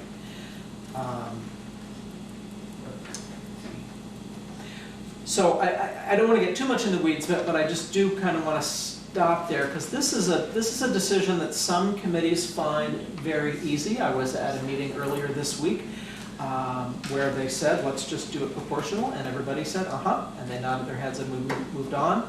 I've worked with some other committees where they went round and round for months, trying to figure out what made the most sense for their communities. So I do want to sort of raise this as something that may or may not be a concern for you folks, and I know we don't want to spend a whole lot of time tonight. This is just like an overview to prep us for what's coming, because you guys said that you kind of like to know the way ahead. And so Andrew is trying to facilitate that by giving us food for thought, like where the directions are going, so we might think of what we're going to be doing. So this is more of like an FYI with more discussion and questions to come later. So no discussion? Is that where we want to go? No, just limited discussion. So just know we're not going to delve into the weeds of what we are going to pick for our voting right now, because it's untimely, as we don't even have anything to, we don't have a board to elect because we haven't picked a structure. Are we allowed to email Andrew a clarifying question about? Oh, you guys can An ask option? clarifying questions in just a minute when he's done. Because if there's something Oh, that- yeah, you can always email Andrew a clarifying question. If you would just CC me on it, Okay. so that I can be educated from questions I haven't even thought of, Okay. so that I can kind of like stay in the game, that would be helpful. If you don't want to, that's fine. Generally, if those are quick and easy, I'll respond, but if it's something that either seems to. I've seen nothing yet that he hasn't responded to. He's been awesome about jumping in and giving answers where he can. What is your question? Do you think it's one that'll be, No, I want For to later, show you. okay. that's fine, okay. I do have a question. Would it be prudent for us to work to determine what attorney we would like to work with now, so that if we want to interview more than one candidate, we have enough time in advance? Because I will say the ANESU largely has worked with a couple attorneys that I'm aware of, but obviously not for this specifically. So I'm aware of a couple different attorneys that we could have access to that would probably be more than willing to work with us on this. And I could contact them, find out their rates, and get some information about them if we want to interview or make a selection, or if we just want to go with the attorney that we've been working with the most, we could choose to do that. But I think I'm confused about where we are on the agenda. we are on the handouts from Andrew. Oh, okay. But the handout from Andrew, we have to have some of this blessed by an attorney. When we had to do the consultant thing, it was hard pressed for us because we were already at the beginning of our meetings, so we really had to kind of hurry and catch up to get a consultant. I would like not to find us in that same position down the road. And so I was just thinking out loud that it might be a smart idea for you guys to think about what you want to do, and in like the next meeting, I can put it on the agenda for us to discuss how we want to go about picking an attorney, because at some point we will have to have an attorney review whatever we decide. Or at least have an attorney ready to be able to do that. Yes, Nancy? I'd just like to say that in relation to what we were just talking about, I thought it was helpful to see that chart that you provided. Great.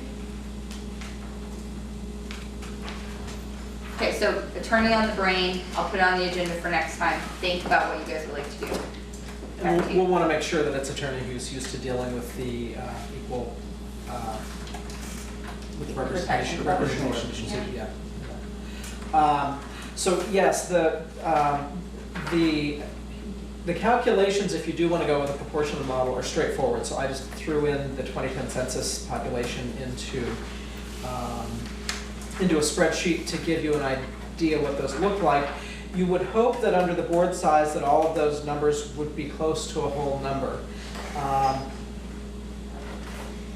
Lincoln throws a wrench in because their population is not a similar factor to some of the other towns, and so that kind of throws a wrench in. But I think that my guess is that something like the Mount A board might make sense for folks. I've seen a lot of nods, and we've talked about that. I think you have 12 representatives, with 5 from Bristol and 2 from the other communities. So if you do go that way, I don't think we have time to. is that wrong? Is it 4? 13-person board, 5. 5 and 5 twos, or 5 and 4. Yeah, that's. Yeah, there's It's just a math error. Yeah. Oh, It's because, here, it's correct here. Yes. You just said 12 instead of 13. Oh, okay. yes, okay. That's what I meant. And so that's Article 8 discussion, which may or may not be a big one.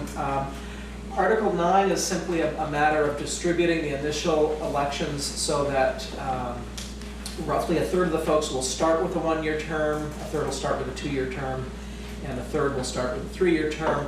Subsequent terms would all be 3 years. That's something that has changed in the law. The next two decisions that you'll make, Articles 10 or 11, are when you want to bring the vote to the electorate, which we've talked about election day as being the target, and when you want the district to start operating. Article 12 is pretty much a standard language talking about when the existing districts would cease to exist. Effective the date of the merger, they would no longer have any operational authority, but the districts need to remain around to do some finishing business. It's usually 6 months to a year after the formation of the merger. Article 13, we talked a little bit earlier. I did write Australian ballot voting, and I actually noted that on my, as I was reviewing this morning, that you could choose to not do it that way. But that's generally the way folks are going, just because the idea of having everybody go together to one location hasn't been appealing. And the last article, Article 14, is where you would put in language about how you would want the potential closing of a school to be handled.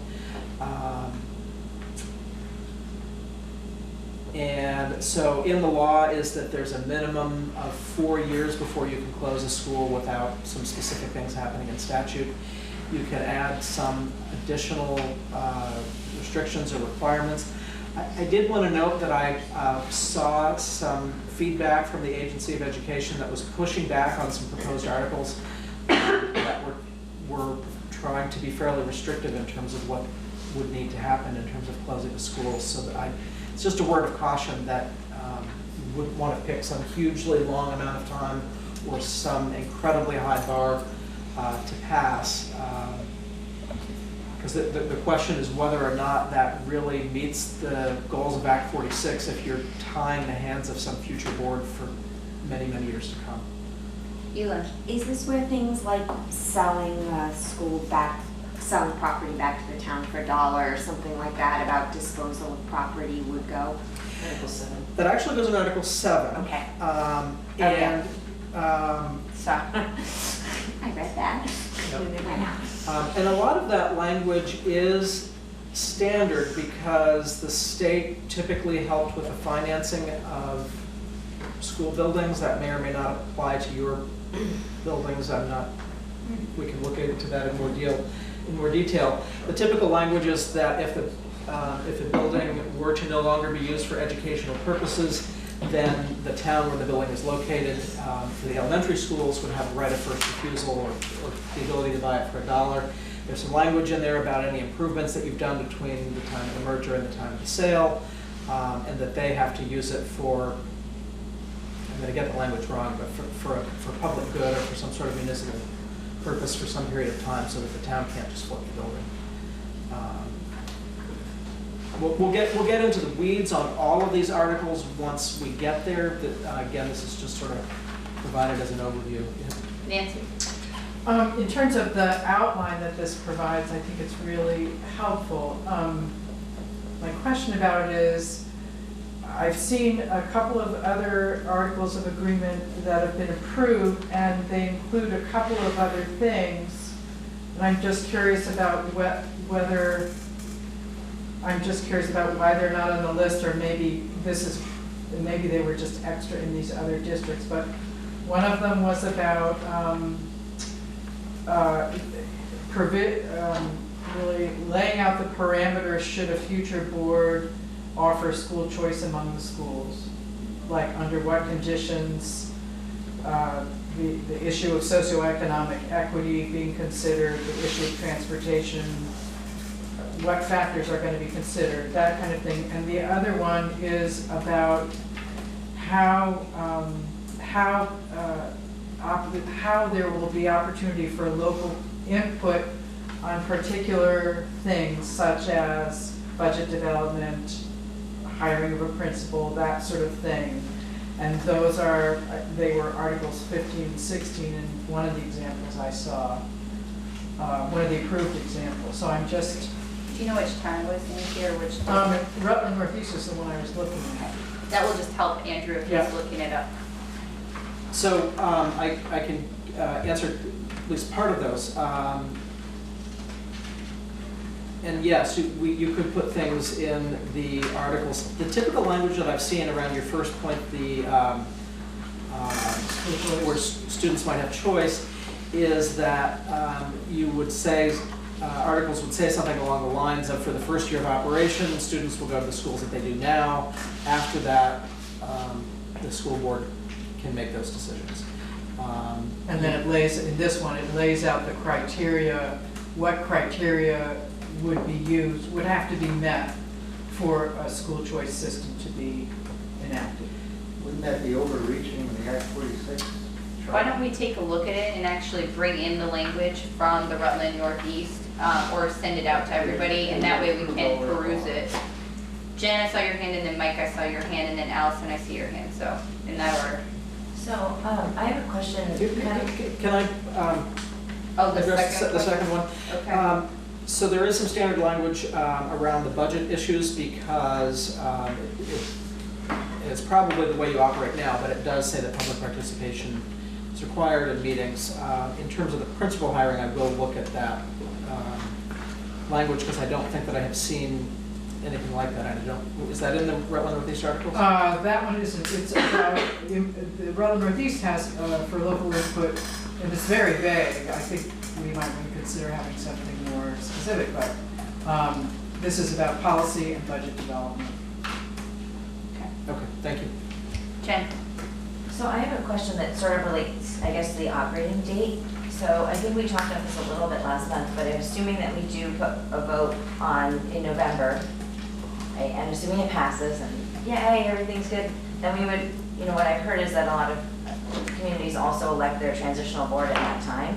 You have It to. seems to me that that transitional board is not going to be ready to have a budget for a vote on the town like that March. So I assume that the transitional board would actually have a year and a half, and it would go into operation. That would be what, July 1st, 2018? Is that kind of what we're thinking timeline? That's a good question for this committee, and that's an important decision to make. And I agree with you, having been through myself a merger where we had a vote in November, which isn't actually certifiable until 30 days later, and then you have to warn the meeting to form the district, and once the district is formed, then you can warn a meeting where you can actually do some business. You're practically into January. It does make it potentially very difficult to do a budget, although you can, in theory, ask your business office to simply mush together all the budgets and add them up, but that might be a little bit sloppy on a short time frame. So my recommendation would be that you give that new board much longer to work on a budget for 2018-19. But in the meantime, that board is working, I don't understand. Hold on, So we would go through, but basically there's parallel sets of boards. The new board that's going to become in operation that would not have any day-to-day responsibilities, but they would be making policies, planning ahead Yeah. for budgets. And then the existing boards would do the business they do now. I see. so guys, we have only about 15 minutes left, so I want to get the people who have been waiting with their hands up to make sure that everybody gets a chance. So Mike, I saw yours, and then Allison. So I guess I'm curious about, Andrew, what this list is a list of things that, a structure of how to answer things that we know we need to answer, but it's not an exhaustive list of things we might choose to answer, right? Right. So we might have 20 articles, for all we know, to answer things, many others. I mean, there's a question, I mean, If there are things that need to be addressed, there can be additional articles. So we might say These that- are the minimum, from my understanding. These are the questions that need to be answered so that the agency and state board understand what you're doing, but there may be more. Yes.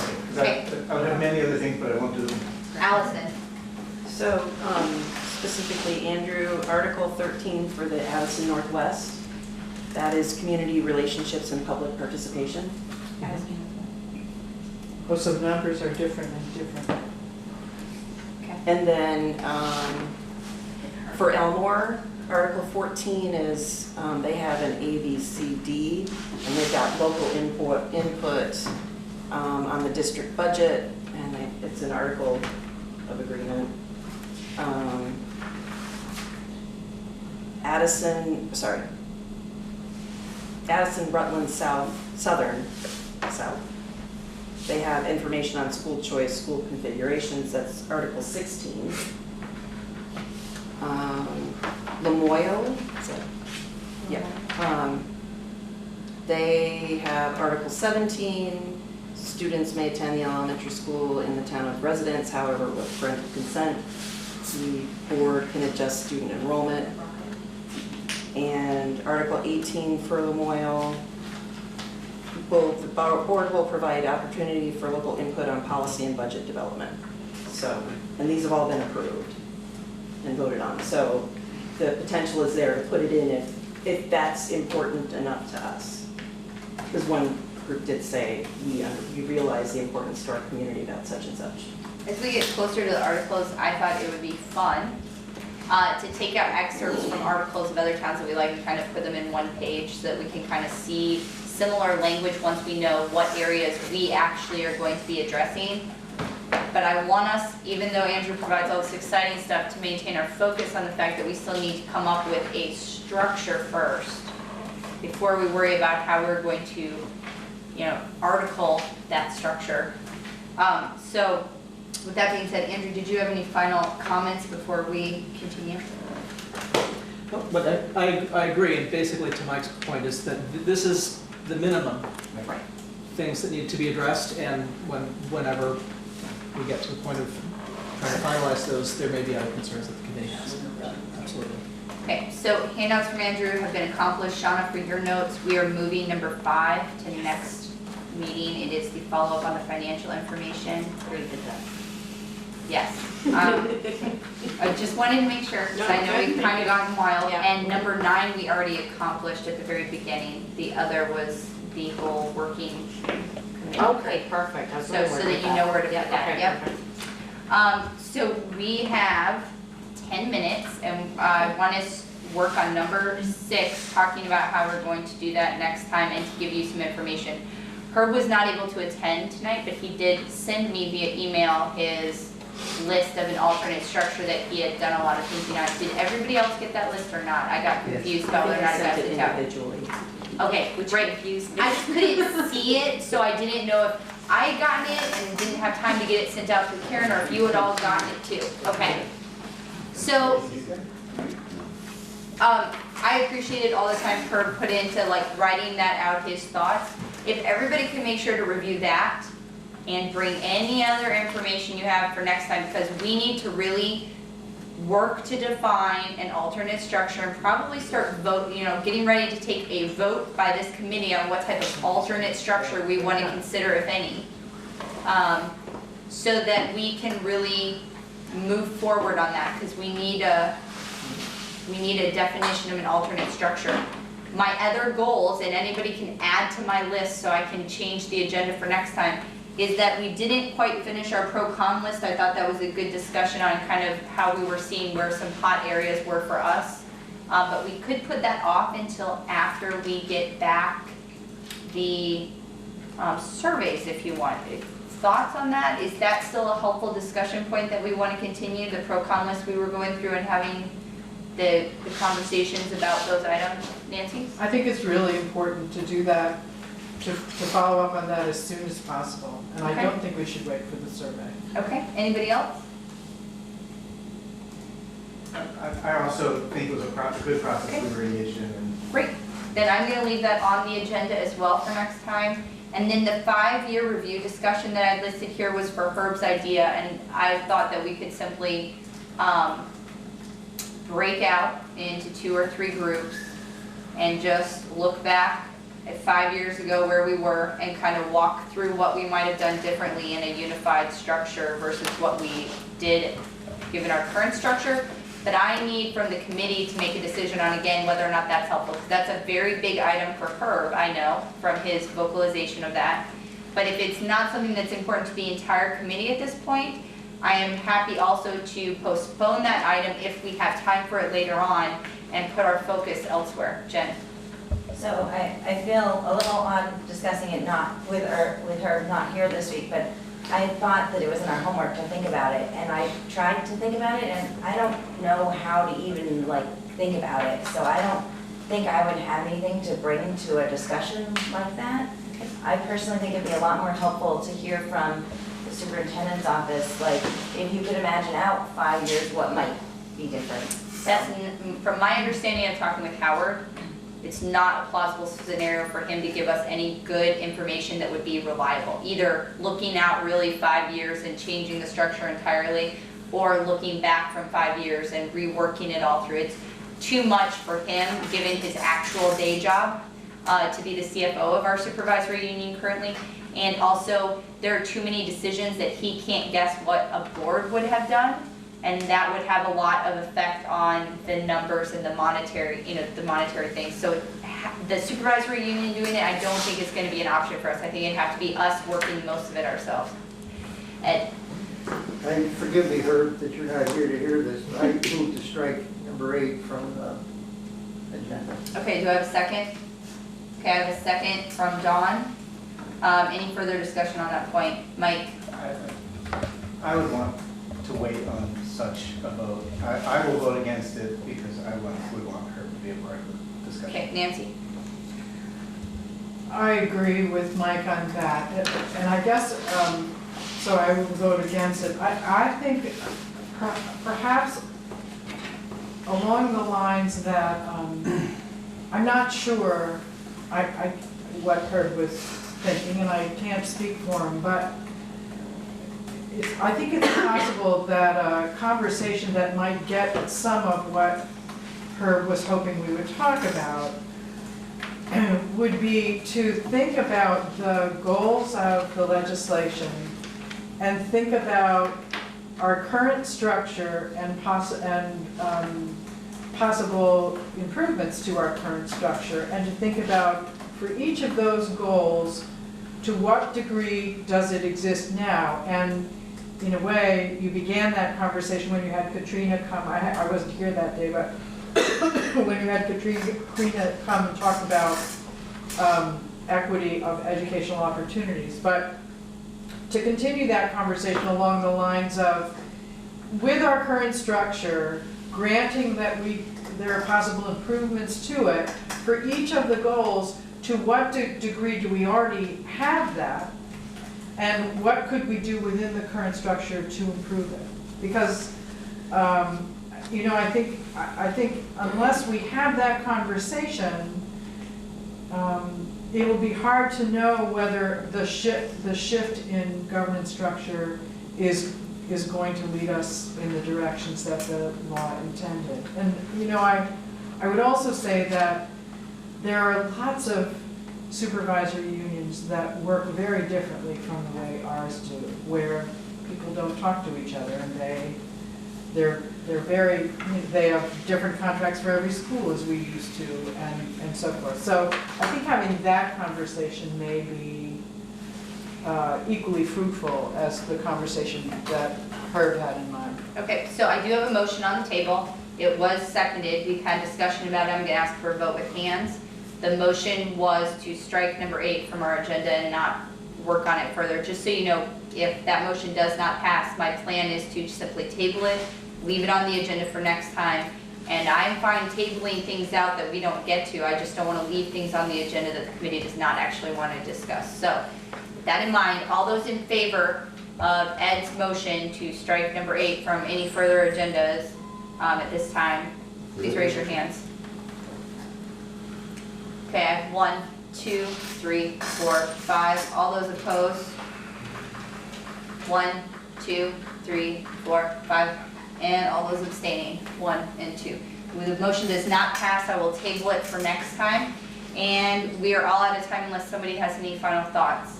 Elin? Can I send everybody the links to the video from Middlebury?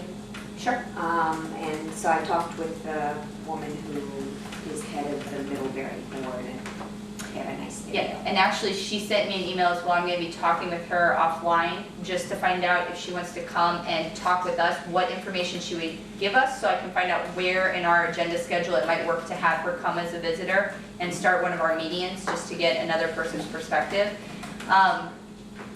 When that email goes out, just remember, we do not hit reply all, and we do not start discussions based on that, even in groups larger than 3 or 4 people, please. Just BCC everybody. Yeah, if you BCC, then you can't do reply all. That's fine. I just like to say it again, Yeah. because sometimes it's just not, we don't think, and we just automatically hit buttons. Jen? I would like to ask, not necessarily that we specifically add an agenda item, but that we just don't lose sight of the idea of having some kind of information coming from the central office about what the possible benefits and opportunities are with consolidation. I think if we think of the whole philosophy of policy governance, we as board members don't know everything about how schools operate. And so to me, I think that's something that's been missing from our discussion. And I really think Katrina kind of started that when she came, but having some more follow-up on that too, I think would be really helpful to the committee at some point, and to the extent that the central office can support that. Okay, so summarize for me, just very specifically, the benefits of, they would see it as consolidation. I'm not trying to put words Right, in your mouth, I I'm think- trying to understand what you want me specifically to ask for, so that I can give them an idea, because without that, we will not, they won't be able to support it. Well, I think that we have an outstanding request for the financial modeling, right? I got that. And in addition to that, to me, this is the day-to-day life modeling. This is the, what might things look like in our supervisory union if we can talk, I don't know, it's, you know, we've always wanted to have foreign language and we couldn't do it, or, you know, it's that. It's like, what are the things that consolidation might help work better now, right? So, I know that's nebulous. Well, I don't know whether or not they can support it unless we can narrow our question down just slightly, but I will talk with Katrina and Armando and see what, with me telling them that, what they could see as something they could provide us. Allison? And to expand on that, maybe we could get teacher to student ratios across the schools, and, We got that, didn't we have that or we? not? I think Katrina had that, right? It was an average by school, it was not by class basis, it was like Right, an overall and so that average. we could see what each school has going on. She did, by school, I believe, but it was not based on like kindergarten classroom, first grade classroom, math classroom in Mount Ava, it was like an overall it's school aggregate average. too. Some of them were Yes. aggregates, So- where Lincoln didn't have the years. I think so, yeah. So we did get something like that, but not maybe as specific as, So maybe then, in terms of like, if we have a French program, how would that possibly look different under a merged district? Or what other opportunities could we, is that, what other yeah, opportunities that's what could I we think have? Jen was talking about. Okay, Nancy? I mean, I really want to say again that I think it's very important to go back to the goals of the legislation, and to maybe another way to couch the question in terms of information to get from the supervisory union office is, for each of the goals, in what ways would merging make it more or less possible to meet the goal than it is right now? And to get specific information from them by goal in relation to that question.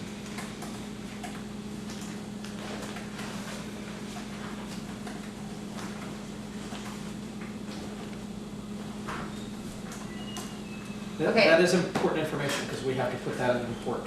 Okay, Mike? I have a continued concern about not having a plan for, or not yet advertising public input meetings.